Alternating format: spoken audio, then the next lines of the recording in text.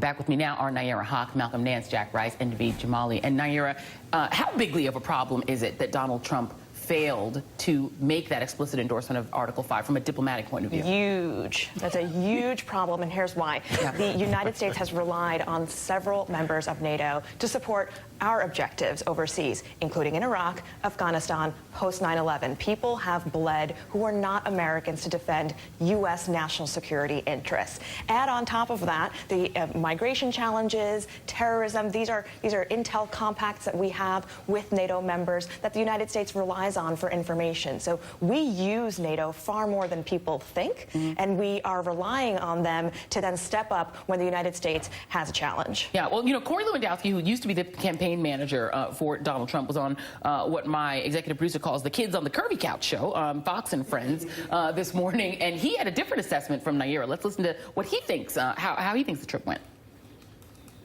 He went to Israel. He went to Saudi Arabia. He's now in Italy with the G7. This has been a phenomenal trip. By all accounts, the mainstream media continues to refuse to give him the credit which he deserves, which is showing that the Americans, once again, are the dominant force in the world and reassuring our allies that we're going to stand with them to fight global terrorism.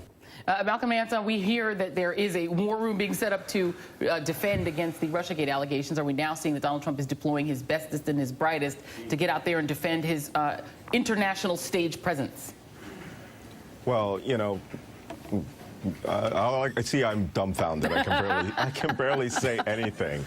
Well, That trip was great for the Saudis, who are now going to get U.S. manufacturing shipped from the United States to Saudi Arabia, and $100 billion worth of weapon systems that will create very few jobs in the United States. However, the trip to NATO was an absolute positive disaster, and I'm saying that as a former warfighter. I've worked on NATO missions, and on the September 12th, 2001, NATO came to the defense of the United States by invoking Article 5, and Donald Trump did not commit to supporting and helping our NATO allies should one of them be invaded. Vladimir Putin won on that trip. U.S. values, U.S. policies, U.S. security standing since 1940s was not reaffirmed on this trip at all. And Jack Rice, what he did do was essentially say that NATO owes us money in the United States. Let's listen to what he actually did say about Article 5, just to listen to what he said.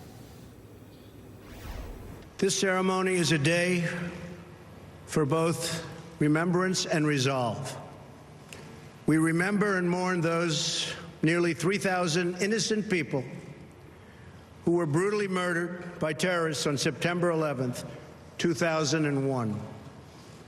Our NATO allies responded swiftly and decisively, invoking for the first time in its history the Article 5 collective defense commitments. And yet, Jack Rice, he did not reaffirm Article 5 himself. He also shoved the representative from Montenegro, who just resisted Vladimir Putin and joined NATO, which was sort of awkward. I think we have the video of that right there. Right, just shoved him out of the way, which is a weird thing as well, and said that the Germans are very, very bad. Germany, who is our ally, a lot of people would